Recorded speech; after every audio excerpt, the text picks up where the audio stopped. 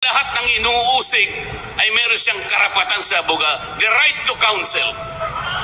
Wala na po. The right to confront your accusers. Wala po mga accuser doon. Ang ginagamit po ay mga sinumpang salaysay, hindi man lang in-authenticate, ipinalagay na totoo lahat ang nakasaad ng mga aligasyon. Anong gagawin ng isang tao sa harap ng ganito na walang rule of law at walang due process? Ito po ang pinag-umpisahan ng kaguluhan at pagkakahati-hati. Sa kagustuhan po nila na mausig ang dating Pangulo, ayaw po nilang pumunta sa korte, ayaw nilang pumunta sa piskal. Ano po ba ang sinasabi ng mga desisyon ng Korte Suprema? Kapag ka napatunayan nyo ang isang tao ay maaring nakagawa ng kahit anong paglabag sa lahat ng batas, anumang batas, dalhin ninyo sa piskalya, dalhin ninyo sa korte. Yun ang tamang paraan. That is the rule of law. Ngunit bakit kayong Quadcom ang gumagawa nito? Ang Quadcom ay hindi piskal. Ang Quadcom ay hindi korte. Nagkukunwa lang na korte. Yung mga chairman ng 4 na komite doon, wala ni isang abogado. Pero naalala ko yung isa doon, kamukha ni Attorney Agaton.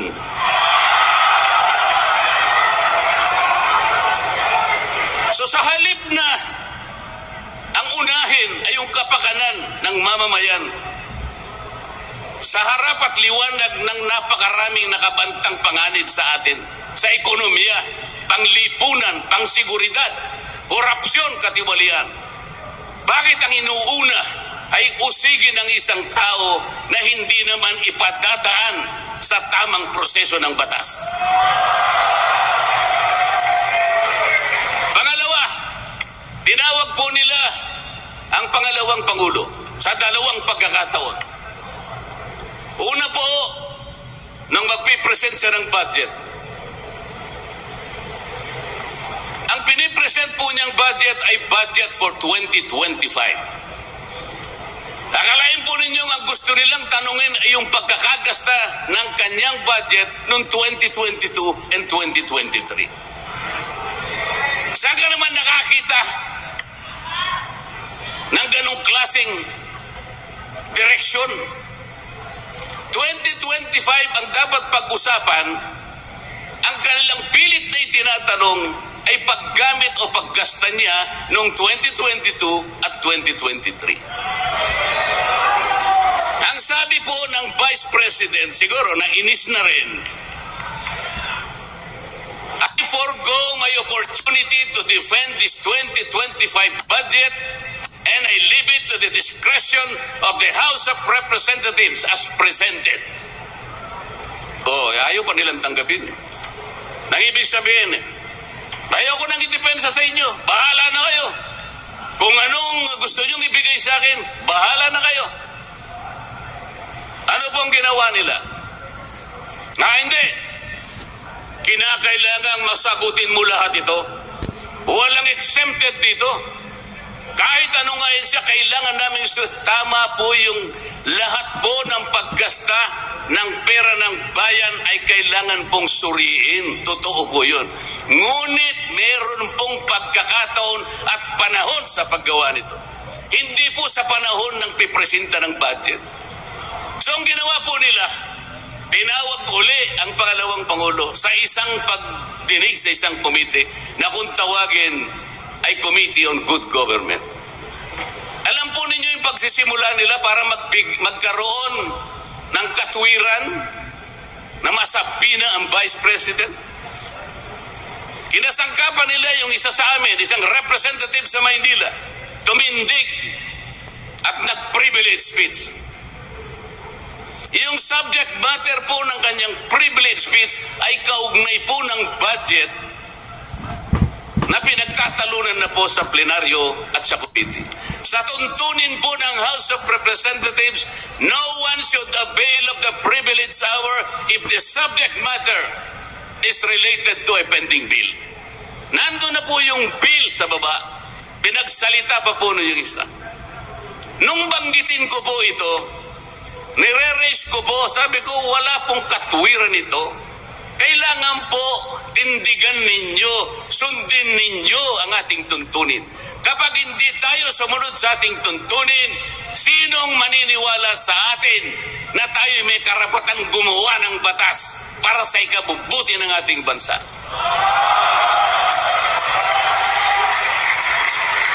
Ang sabi po ng chairman, noted. Saan ka naman nakakita ng ganun? Ang House of Representatives ay lugar ng pagdidebate. Doon masusuri kung sino ang may katwiran. Kung hindi magsasalita ang chairman. At pagkatapos po, sinabi ko pa, bakit baka ako, dahil lamang sa isang manifestation ng isa sa amin, ginawa na naman ninyong isang motu proprio action. Yung motu proprio po ay, ibig sabihin, ang komite sa kanyang sarili ay pwedeng mag-imbestiga sa sarili niya. Pero ginamit nila yung manifestation ng isa sa amin. Mali na naman po yun. Hindi po dapat ganun. Nung i-raise ko po yun, ayaw na naman po nilang pumayag. Samantalang ako po, I delivered a full privilege speech. DepEd din ang pinag-uusapan nun. At ang ni-raise ko po ay yung katiwalian involving more than 3 billion pesos covering 3 annual audits of the Commission on Audit. Kahit na full privilege speech, hindi man lang po ni-refer sa committee. Samantalang yung illegal po na privilege speech, dali-daling ibinigay kagad sa Committee on Good Government. Kahit na illegal, kahit alam nilang mali. Ito po yung problema. So sabi ko, Mr. Chair, bakit tayo po ang sumusuri? Bakit tayo po ang nag-audit ng confidential funds ng Vice President? Bakit tayo po? Hindi po ba ang minanduhan ng ating saligang batas na tanging may otoridad at kapangyarihang mag-audit at mag-examine ng lahat ng report at papeles ng pagkakagasta ng ating bansa ay ang Commission on Audit? Ni-raise ko na naman po yun. Ayaw pong sumagot ng chairman. Ang pinasasagot po sa akin ay yung hindi abogado. Sabi ko, Mr. Chair, nilapitan ko po sila. Mr. Chair, huwag naman pong ganito. Ilagay naman po natin sa konteksto at sa regulasyon ng ating ginagawa. Tinatanong ko po ay isang constitutional issue. Bakit ang pasasagutin mo sa akin ay hindi man lang abogado? Huwag mo naman akong insultuhin.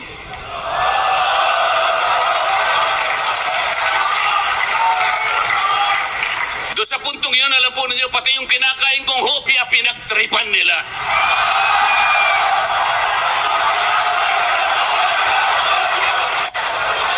Ang Iglesia ni Cristo ay hindi po laban sa impeachment, sapagkat ang impeachment ay itinatadhana sa saligang batas.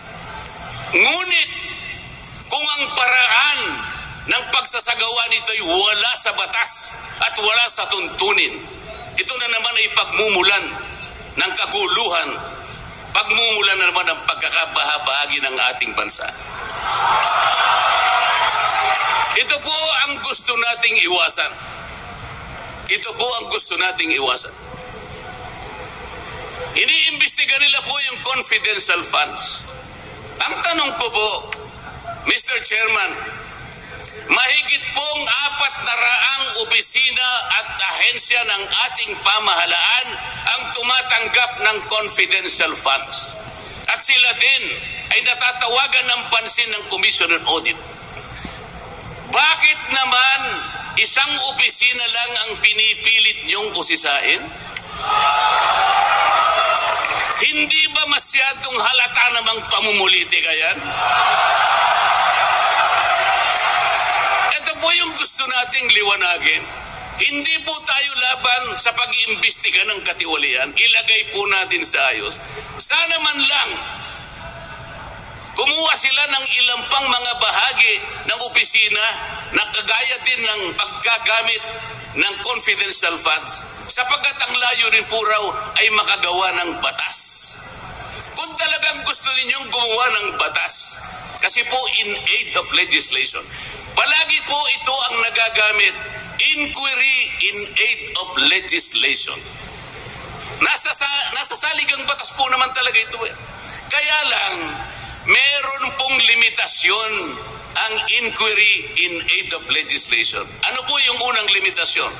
Kailangan po meron ka ng nakabalangkas na batas, panukala. Hindi mo lang makumple-kumpleto sapagkat nag-aatubili ka, baka merong impact ito sa ibang sektor. Kaya tatawag ka ng mga tao na makatutulong sa'yo para sa ganun makumpleto mo ang iniisip mong panukalang batas. Pagka ganun, alam niya kung sinong tatawagin niya. At alam niya rin kung anong itatanong niya. Hindi po ganun ang nangyayari ngayon eh. Dahil nga wala na pong rule of law, basta na lang sila tatawag ng kahit sino sapagkat hindi naman po talaga ang layunin ay gumawa ng batas kung hindi usigin ang taong gusto nilang usigin. Ito po ang nangyayari ngayon. Kaya nga po, dahil sa kagustuhan nila na talagang usigin ng ICC ang Pangulong Duterte, alam po ninyo, yun lang ang tanging layunin eh. Sa 13 pagdinig ng Quadcom, 13, nakapaggawa lang sila ng isang batas na kahit siguro po high school graduate pagtatawanan niya yung kanilang panukalang batas. Bakit po? Yung definition na definition lamang po ng extrajudicial killing. Ay talaga pong matatawa ka na. Tayo ko na pong babain yun. Ibig sabihin, ang layunin talaga ay hindi in aid of legislation, kung hindi in aid of prosecution, in aid of persecution.